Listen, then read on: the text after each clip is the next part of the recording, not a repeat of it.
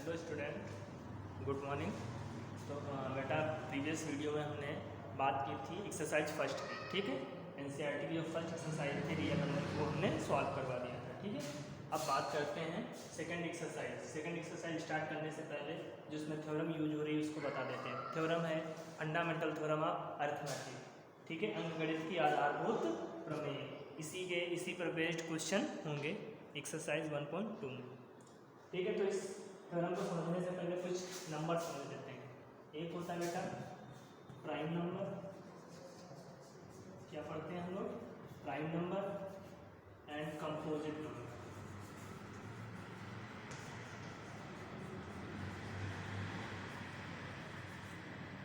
Prime number को कहते हैं अभाज्य संख्या, क्या कहते हैं, अभाज्य संख्याएं।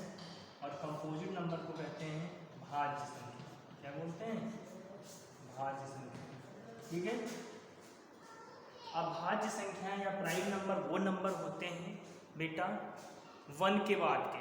वन नहीं, हमारा वन ना ही प्राइम होता है ना ही कंपोजिट होता है। वन को छोड़ करके जितने भी नंबर हों, ऐसे नंबर जो खुद से डिवाइड हों या वन से डिवाइड हों। वन के आगे या एक्सेप्ट वन, वन को छोड़ करके जितने भी नंबर होते हैं, अगर वे नंबर या तो खुद डिवाइड हों या मतलब खुद ही नंबर से डिवाइड हों या क्या हों, वन से डिवाइड हो, ऐसे नंबर्स को हम प्राइम नंबर कहते हैं। फॉर एग्जांपल वन के बाद बेटा स्टार्ट करेंगे टू। टू या तो टू से डिवाइड होगा या वन से डिवाइड होगा, इसके अलावा किसी नंबर से डिवाइड होगा नहीं होगा ना, इसलिए ये 2, 3, 5, 7, 11 ये जितने भी नंबर हैं बेटा, ये सारे के सारे नंबर या तो खुद अपने से डिवाइड होंगे या वन से डिवाइड होंगे, इसके अलावा किसी नंबर से ये डिवाइड नहीं होंगे। इन नंबर को हम प्राइम नंबर या अभाज्य संख्याएं कहते हैं, ठीक है। दूसरा है कंपोजिट नंबर। अब वन के बाद जितने भी नंबर बचे आपके वो सब तुम्हारे क्या होते हैं, कंपोजिट नंबर होते हैं। कंपोजिट या अभाज्य संख्या वो नंबर होते हैं जिनको हम प्राइम नंबर के फैक्टर के फॉर्म में लिख पाते हैं, जिनके फैक्टर एक से ज़्यादा हो जाते हैं, एक तरीके से ये बोल सकते हैं। तो देखो 2, 3 के बाद क्या आएगा, 4, 6, 8, 9, 10, ये सब हमारे क्या बेटा कंपोजिट नंबर है। इनको देखो, इसके फैक्टर करें तो प्राइम फैक्टर होंगे 2 इंटू 2, इसके प्राइम फैक्टर 2 इंटू 3, इसके प्राइम फैक्टर 2, 2, 2, 3 2 होंगे, ठीक है। इसके 3 इंटू 3, 2 इंटू 5, मतलब कंपोजिट नंबर वो नंबर होते हैं जिनका फैक्टराइजेशन प्राइम नंबर के फॉर्म में होता है, ठीक है, जिसको हम प्राइम नंबर के फैक्टर के फॉर्म में लिख पाते हैं, उनको हम कंपोजिट नंबर या भाज्य संख्याएं, यानी कि ये डिवाइड हो जाएंगी। इसमें ये नंबर खुद से डिवाइड होते थे या वन से, ये खुद से भी डिवाइड होंगे, वन से भी डिवाइड होंगे और प्राइम नंबर से भी डिवाइड होंगे।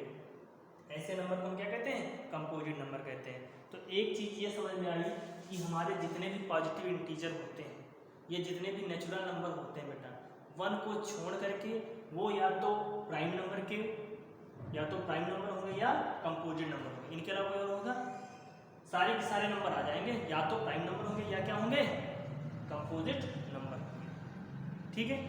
एक चीज़ और समझ लेते हैं, यहीं पर आ जाता है कभी क्वेश्चन को प्राइम नंबर का। को प्राइम नंबर किसे कहते हैं, सह अभाज्य संख्याएं, क्या बोलते हैं इसको, सह अभाज्य संख्याएं, सह अभाज्य संख्याएं, ये क्या होती है। तो को प्राइम नंबर वो नंबर होते हैं बेटा, प्राइम नहीं होते, को प्राइम।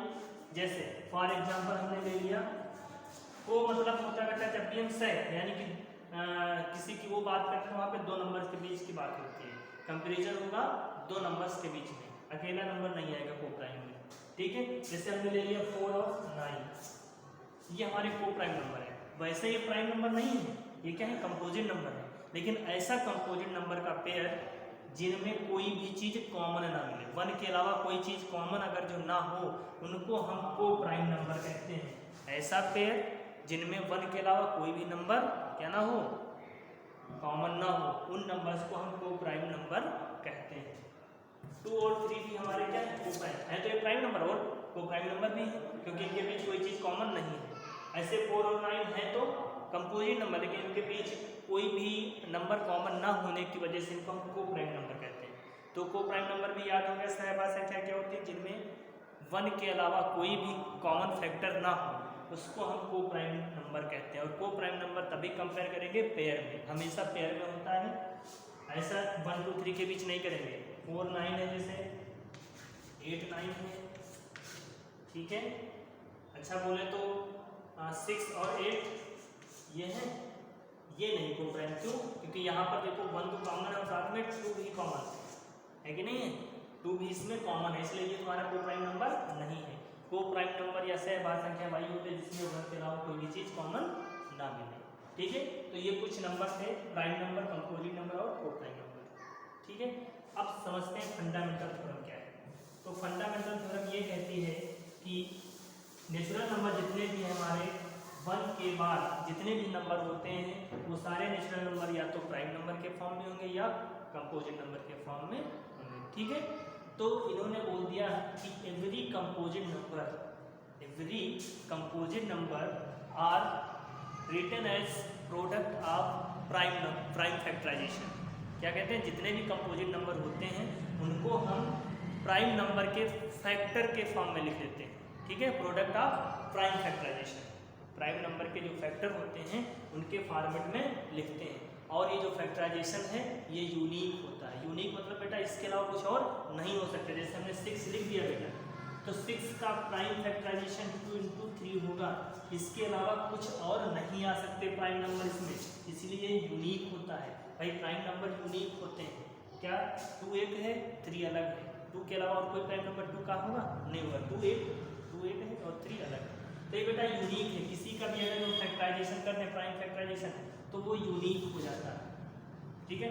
जैसे मैंने 12 लिख दिया, 12 के फैक्टराइजेशन 4 भी हो सकते हैं, ठीक है, 6 भी हो सकता है, 2 भी हो सकता है, 3 भी हो सकता है, तो इसके बहुत सारे हो सकते हैं फैक्टराइजेशन। लेकिन अगर हम प्राइम फैक्टराइजेशन करते हैं तो 12 का केवल एक ही होगा। क्या होगा? प्राइम फैक्टराइजेशन इसका होगा 2 का स्क्वायर × 3, इसके अलावा कोई और होगा इसका? यही एक फैक्टर होगा 12 का, इसको बोलते हैं प्राइम फैक्टराइजेशन और ये होता है यूनिक, ठीक है।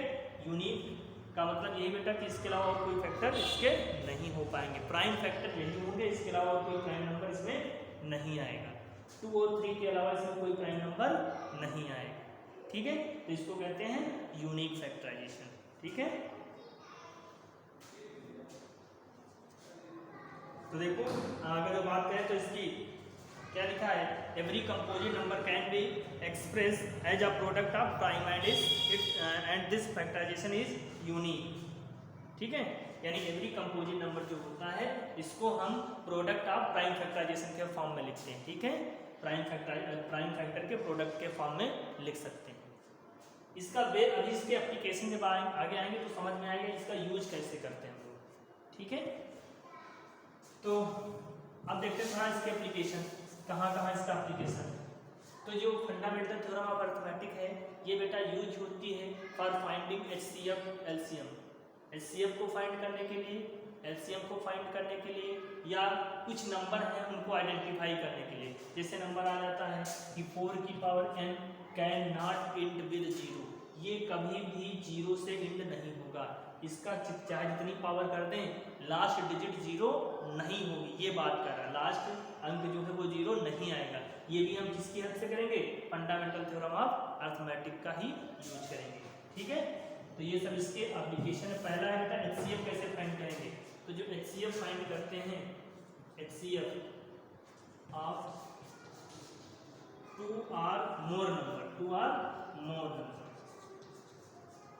देखो HCF फाइंड हम करते थे बेटा EDF से भी, लेकिन EDF जो है ना वो 2 नंबर के बीच लगता है। A और B 2 नंबर लेते हैं तो उन्हीं के बीच HCF निकालता है। अब अगर जो वहाँ पे 3 नंबर हो गए तो ऐसा नहीं कि लगेगा नहीं, पहले जैसे A, B और C 3 नंबर आ गए तो पहले इन दोनों के बीच लगाएंगे, फिर जो यहाँ से आएगा उसका इसके साथ करेंगे, ठीक है। तब हम वहाँ पे उसको क्या करते हैं, HCF फाइंड करते हैं। तो प्रोसेस थोड़ा कॉम्प्लिकेटेड हो जाता है। उसको इजी करने के लिए हमारी आ गई फंडामेंटल थ्योरम ऑफ अरिथमेटिक यानी प्राइम फैक्टराइजेशन। ये क्लास 8 में भी हम लोग पढ़ चुके हैं प्राइम फैक्टराइजेशन कैसे किया जाता है, ठीक है। तो उसका यूज करके हम यहाँ पे HCF फाइंड करेंगे और ये बहुत आसानी से हो जाएगा। EDF हमारा 2 नंबर में लगाने में आसानी रहती है। तो पहला HCF of two or more number, इनका क्या होगा बेटा, इनका HCF क्या होगा, प्रोडक्ट ऑफ लीस्ट पावर, ठीक है, या least power, product of least power of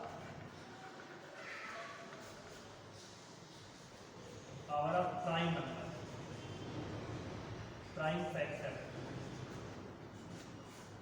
यहाँ पर क्या HCF क्या होगा बेटा, दो या दो से अधिक नंबर्स का HCF हमारा जो होता है वो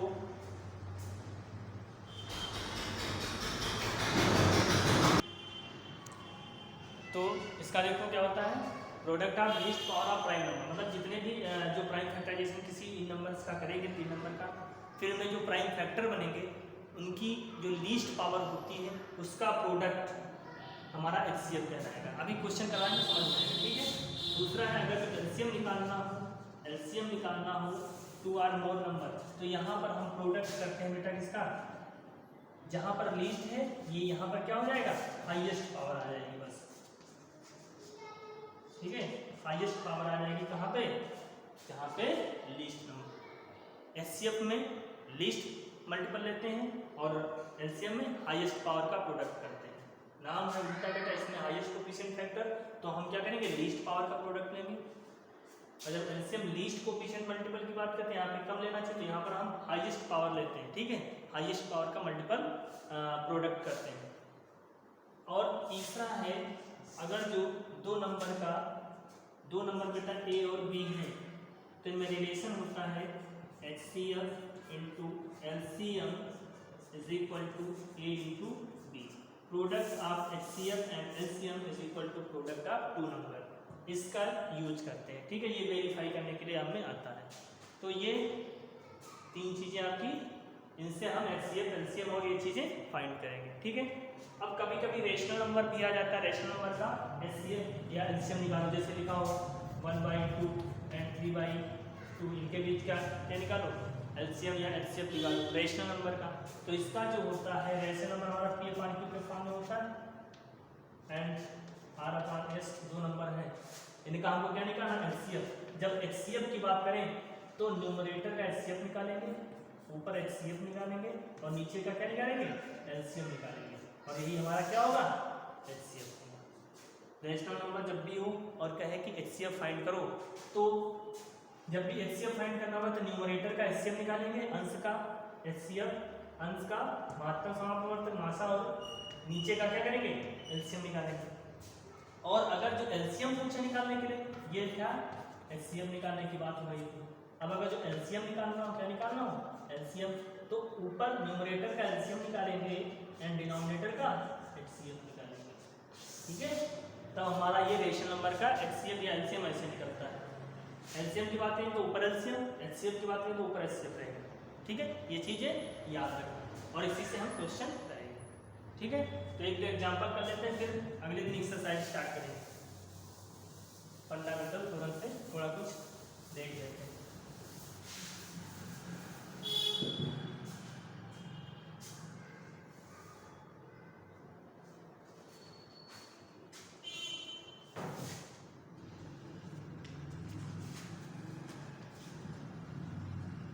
जैसे क्वेश्चन बेटा क्या करना है,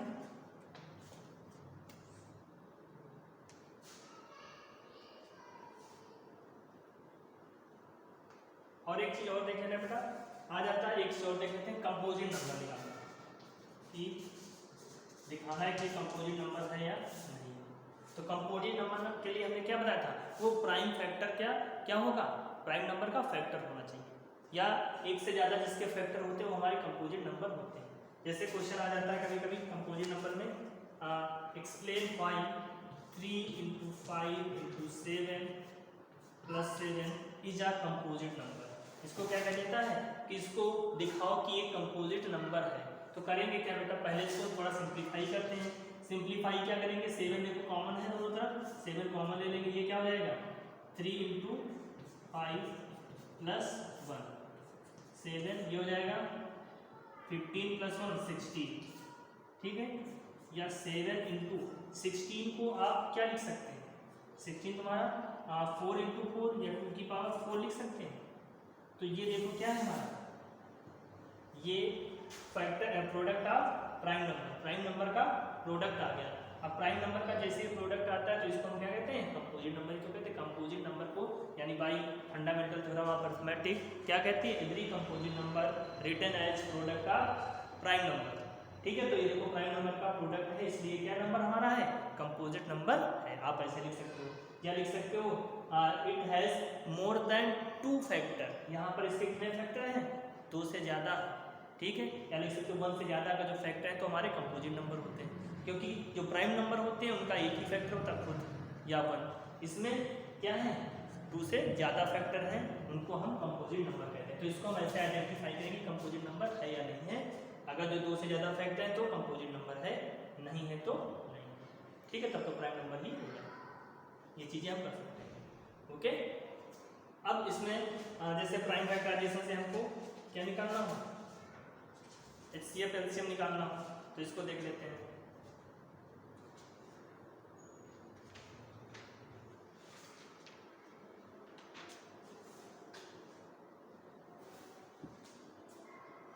जैसे क्वेश्चन है फाइंड HCF एंड LCM, दोनों चीज फाइंड करवा रहा है। ठीक है, find HCF and LCM 672, 672 and 120। In 3 numbers का हमको क्या निकालना है, HCF निकालना है और LCM निकालना है। तो सबसे पहले हम प्राइम फैक्टराइजेशन कर लेंगे इधर रफ पेज पे, जैसे हम लोग कर लेते हैं ना क्लास 8 9th में भी कर चुके हैं। 6 का अगर जो फैक्टर करें प्राइम फैक्टराइजेशन होगा था 2 3 1, ये हो गया। 72 का कर लो बेटा, तो 72 का क्या होगा, 2 से पहले कट करेंगे, 6 फिर 2 से करेंगे, 18 फिर 2 से करेंगे, 9 अब 3 से करेंगे, 3 एंड 1। ऐसे ही 120 का भी प्राइम फैक्टराइजेशन कर लेंगे। क्या होगा, 2 से करेंगे 60, 2 से करेंगे 30, 2 से करेंगे 15, 3 से करेंगे 5 एंड 5 बस। ये तो आता ही होगा ना कैसे क्या क्या होता है। अब यहाँ पर सबके हम फैक्टराइजेशन करेंगे, तो 6 के फैक्टराइजेशन क्या क्या है बेटा, 2 इंटू 3 एंड 72 के तो कितना देखो 2 2 2 2 की पावर कितनी हो गई 3, 2 की पावर 3 इंटू 3 कितनी बार है 2 बार, तो 3 स्क्वायर। ठीक है, और क्या है 120, 120 के क्या है 2, 3 टाइम्स है 2 की power cube into 3 into 5। Okay, अब देखो HCF कैसे फाइंड करेंगे। HCF में हमने बताया था कि जो लीस्ट पावर होती है प्राइम नंबर की उनका प्रोडक्ट होता है। तो यहाँ पर देखो 2 जो है, पहले हम ढूंढ रहे हैं 2 प्राइम नंबर, 2 में सबसे कम पावर कितनी है, यहाँ पे 2 की पावर 3, यहाँ 2 की पावर 3 है, यहाँ 2 की पावर 1 है, तो लीस्ट पावर कितनी बेटा 1, यानी कि क्या करेंगे केवल हम 2। ठीक है, लीस्ट पावर का ही मल्टीपल लेंगे, तो ये वाला प्राइम नंबर ले लिए। फिर यहाँ पर देखते हैं 3 में लीस्ट पावर कितनी है 1 है, तो 3 ले लेंगे। ओके, 5 का देखते हैं, तो 5 का लीस्ट पावर यहाँ तो कुछ है ही नहीं, यहाँ पर पावर 1 है, इसमें पावर एक तरीके से 0 है, इसमें पावर एक तरीके से 0 है, तो 5 है ही नहीं, कॉमन है ही नहीं, तो हम 5 नहीं ले पाएंगे। ठीक है, लीस्ट पावर लेते हैं बेटा, लीस्ट पावर यहाँ पर क्या है 0 है, 5 है ही नहीं, तो केवल 2 एंड 3 क्या आएगा, HCF क्या आएगा 6 आएगा। ठीक है, प्राइम नंबर केवल 6 ही इसका क्या होगा HCF होगा। तो ऐसे फाइंड आउट करेंगे। ठीक है, सबसे कम पावर जो भी प्राइम नंबर आ रहे हैं उनकी सबसे कम पावर वाले लेंगे, और 5 इस यहाँ तो है ही नहीं, तो इसका तो चेक ही नहीं करेंगे, ये जब सब कहीं होता तभी हम चेक करते हैं। ठीक है, तो ये चीज हो गई। अब क्या करेंगे, अगर इसी में LCM निकालना होता, क्या निकालना होता LCM, तो LCM क्या, LCM का मैक्सिमम पावर लेना है। तो देखो 2 की पावर मैक्सिमम कितनी है 3 है, तो 2 की पावर 3 हो जाएगा। 3 की पावर कितना है 3 की पावर 2 मैक्सिमम है, तो 3 की पावर 2 ले लेंगे। ठीक है, और क्या बचा 5 की पावर 1, यही मैक्सिमम है, यहाँ पर तो 5 की पावर 0 लिख सकते एक तरीके से, जब कुछ नहीं तो 5 की पावर 0 हो सकता है, तो 5 की पावर 1। यानी एक तरीके से ये याद रखना है कि जो LCM में हम सारे नंबर काउंट कर लेते हैं, एलसीएम में हम पूरा फैक्टराइजेशन ले लेते हैं। यहाँ पर देखो 5 यहाँ नहीं तब भी हम ले लिए और मैक्सिमम पावर लेते हैं। एचसीएफ में केवल मिनिमम पावर वाले टर्म भी लेते हैं और जो कॉमन यहाँ पर ना हो उसको हम नहीं लेते, ठीक है। तो यहाँ पर केवल 2 और 3 था और तो उसमें मिनिमम पावर हमने ले लिया। तो ये था एचसीएफ और ये था एलसीएम, इसको मल्टीप्लाई कर लेना, आपका एलसीएम जाएगा। ओके,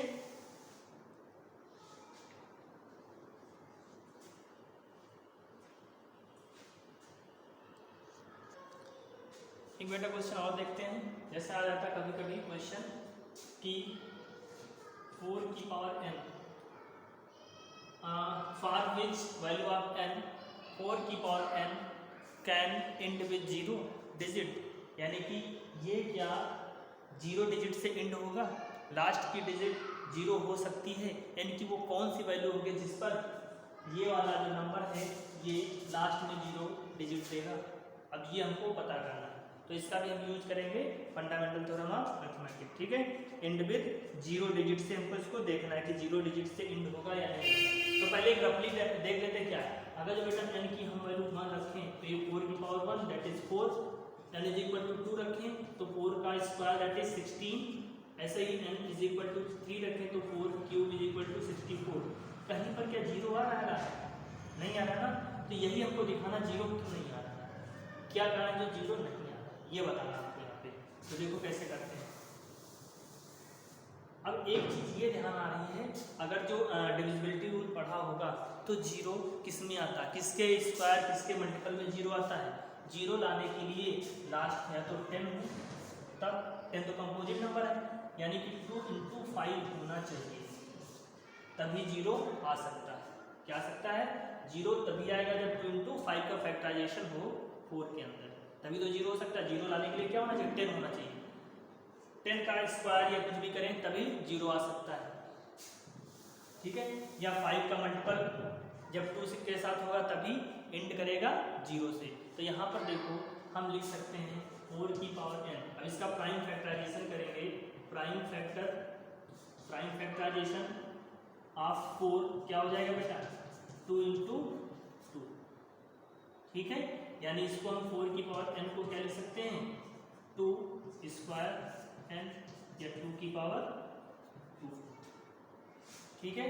अब यहाँ पर क्या दिख रहा है? क्या इसके अंदर कोई फैक्टर 5 आ रहा है? 2 के अलावा कोई और फैक्टर आ रहा है?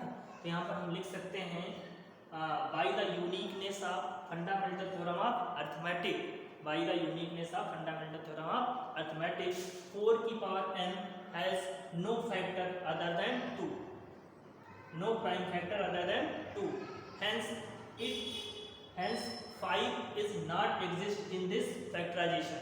5 यहाँ पर एग्जिस्ट ही नहीं करेगा, और जब 5 एग्जिस्ट नहीं हो रहा है इसलिए 4 की power n can never be and 0 digit, यानी कि कभी भी ये 0 डिजिट से एंड नहीं कर सकता। यानी कि थ्योरी ही आपको एक हिसाब से लिखना है। यहाँ पर क्या लिखेंगे? By fundamental theorem of arithmetic 4 की power n has prime factor as 2, ठीक है। और ये क्या होता है? यूनिक होता। ये तो फंडामेंटल थ्योरम यही तो कहती है कि जो फैक्टराइजेशन होता है वो यूनिक होता है, इसके अलावा कोई फैक्टर अब आएंगे ही नहीं। And 5 is not exist in this factorization, and 5 is not exist in this factorization, hence 4 की power n never end with 0 digit, ठीक है। आप लिख सकते हैं। बाकी क्वेश्चन करवाएंगे तो वहाँ पे अच्छे से समझ में आएगा जब एक्सरसाइज करते हैं, ठीक है।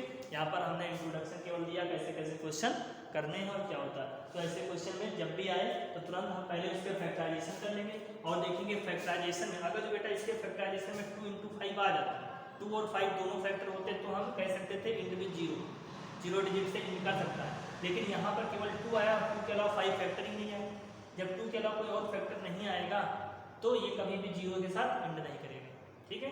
तो लिख दीजिए by fundamental theorem of arithmetic 4 की power n has only factor as 2 and not 5, hence 4 की power n never end with 0 digit, ठीक है। इसलिए ये कभी भी 0 डिजिट के साथ एंड नहीं कर सकता है। तो आज बेटा इतना रखते हैं, कल एक्सरसाइज इसकी सॉल्व करवाएंगे आप लोगों को, ठीक है।